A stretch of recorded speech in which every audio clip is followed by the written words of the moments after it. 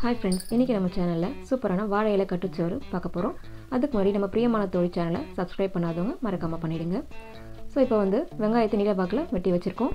ஒரு கடாயில் எண்ணெய் ஊற்றிட்டு பட்டை, கிராம்பு, பிரியாணி இலை, அதுக்கப்புறம் நீளமாக வறுக்கி வச்சுருக்க இந்த வெங்காயம், பொடிசாக நறுக்கி வச்சுருக்கிற புதினா, கொத்தமல்லி தழை, இது எல்லாத்தையும் போட்டு பொன்னிறம் ஆகிற வரையும் வதக்கி நம்ம தனியாக எடுத்து வச்சுக்க போகிறோம். நம்ம ரெசிபிக்கு முக்கியமான இந்த வாழை இலையை எடுத்து சுத்தம் பண்ணிவிட்டு வச்சுக்க போகிறோம். இந்த வாழை இலையில் நம்ம சாதம், கறி குழம்பு இதெல்லாம் போட்டு நம்ம ரெசிபியை ரெடி பண்ண போகிறோம். ஸோ இதுக்கு உப்பு போட்டு வடித்த சாதத்தை இந்த வாழை இலை மேலே நல்லா பரப்பி விடணும். அதுக்கு மேலே நம்ம வீட்டில் யூஸ்வலாக சண்டே டைமில் செய்கிற சிக்கன் கிரேவி, ஸோ அதை நம்ம மேலே ஒரு லேயர் போட போகிறோம். போட்டுட்டு வதக்கி வச்சுருந்த அந்த மசாலா பொருட்கள் பண்ணோம் இல்லையா, அதை எடுத்து கொஞ்சம் கொஞ்சமாக மேலே தூவி விடணும். தூவி விட்டுட்டு இந்த புதினா, கொத்தமல்லி தழையும் மேலே தூவிக்கணும். ஸோ இந்த மாதிரி லேயர் மாதிரி சாதம், அது மேலே கறி குழம்பு, அந்த மாதிரி நம்ம போட்டு வச்சுக்கணும். ஸோ பொதுவாக சொல்லுவாங்க வாழை இலை சாப்பிட்டா ரொம்ப நல்ல பெனிஃபிட் சொல்லுவாங்க இல்லையா. பாலிஃபினால் இருக்கிறதுனால வாழை இலை சத்துக்கள் நம்ம சாப்பாட்டில் உறிஞ்சப்படும். அதனால தான் சூடான சாதத்தை வாழை இலையில பரிமாறி சாப்பிடுவாங்க. பொதுவாக நம்ம எல்லாருக்குமே தட்டில் சாப்பிட்றத விட வாழை இலையில வச்சுட்டு சாப்பிடும் போது எக்ஸ்ட்ரா சாப்பாடு தோணும். அதுக்காக இந்த ரெசிபியை ட்ரை பண்ணி பாருங்கள்.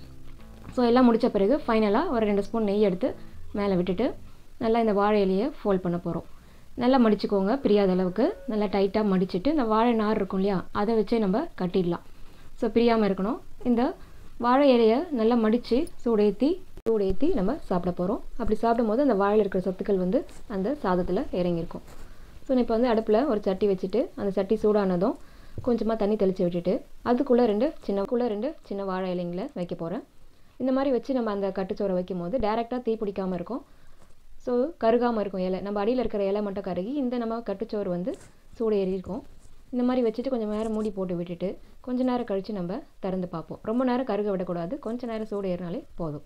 சில பேர் வீட்டில் அடுப்பு இருக்காதவங்க நீங்கள் நார்மலாக கேஸில் வச்சுட்டு தோசை தவா வச்சுட்டு இந்த கட்டுச்சோறு அது மேலே வச்சுட்டு தீயாமல் இருக்க சுற்றிலும் தண்ணி தெளித்து விட்டுக்கலாம். இப்போ நம்மளோட வாழையில கட்டுச்சோறு சூப்பராக ரெடி ஆகிடுச்சு. பிரித்து பார்க்கும்போது வாழையில நல்லா சுருங்கி நல்ல அந்த இதெல்லாம் இறங்கியிருக்கும் சாதத்தில்.